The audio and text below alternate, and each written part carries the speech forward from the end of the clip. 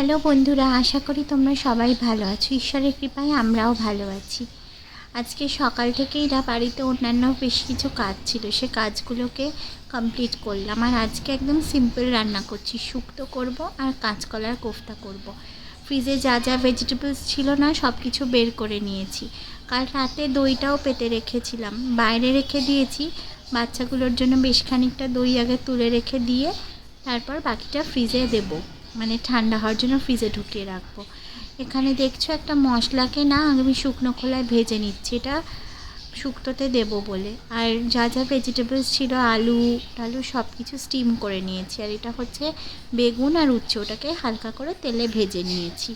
আর এই যে একটা পেস্ট বানিয়েছি দেখছো, এর মধ্যে সর্ষে, পোস্ত, তিল সব কিছু দিয়ে একটা পাতলা পাতলা করে নিয়েছি পেস্টটাকে, একটা পেস্ট বানিয়ে নিয়েছি। আর এটা হচ্ছে সেই গুঁড়ো মশলাটা যেটা ড্রাই রোস্ট করলাম। আর এই হচ্ছে স্টিমড ভেজিটেবলসগুলো। হালকা তেল দিয়ে পাঁচফোড়ন দিয়ে তেজপাতা দিয়ে ভেজিটেবলসগুলোকে একটু ভাজা ভাজা করে নেব।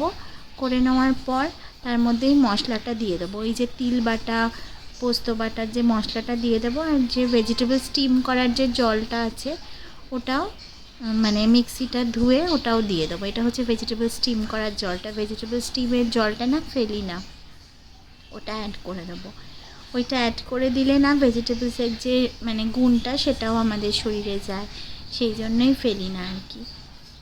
এইসব কিছু করে লাস্টে শুধুমাত্র একটুখানি দুধ অ্যাড করব। বিশ্বাস করো একদম না অনুষ্ঠান বাড়ির মতন শুক্তোটা খেতে হয়। এই শুক্তোটা আমাকে আমার মা বানাতে শিখিয়েছে, মাকে বানাতে দেখেছি, আর এত টেস্টি হয় না, খুব ভাল লাগে। আর একদিকে না কাঁচকলার কোফতাটা বানিয়ে নেব। কাঁচকলাটাকে আগেই একটু বেসন আলু মশলা দিয়ে মেখে রেখেছিলাম, তারপর গোল গোল করে ভেজে নিয়েছি কম তেলে, শ্যালো ফ্রাই করে নিয়ে। এবার জাস্ট মানে আলুটা একটা ছোটোই তড়কা প্যানটাতেই আমি একটু বয়েল করে নিচ্ছি, কারণ বড় কড়াইগুলো না সবকটাই এঁঠো। আর এখানে একটা তিল আর একটুখানি নারকোল ভিজিয়ে রেখেছি বেটে, এটা দেব। জিরে তেজপাতা দারচিনি ফোড়ন দিয়েছি।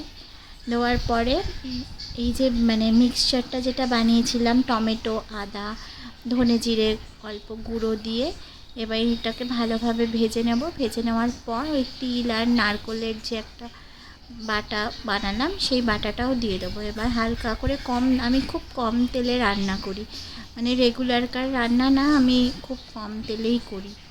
এবার আলুগুলোকে দিয়ে দেবো, সেদ্ধ করা যে আলুগুলো আছে।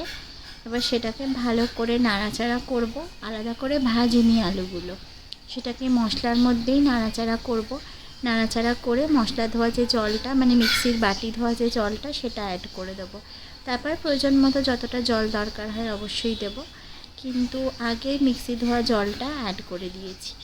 যখন ভালোভাবে ঝোলটা ফুটে উঠেছে না, তারপর বড়াগুলোও অ্যাড করে দিয়েছি। অ্যাড করার পর ওইটা খানিকক্ষণ ফুটিয়ে ঢাকা চাপা দিয়ে রেখে দিয়েছিলাম।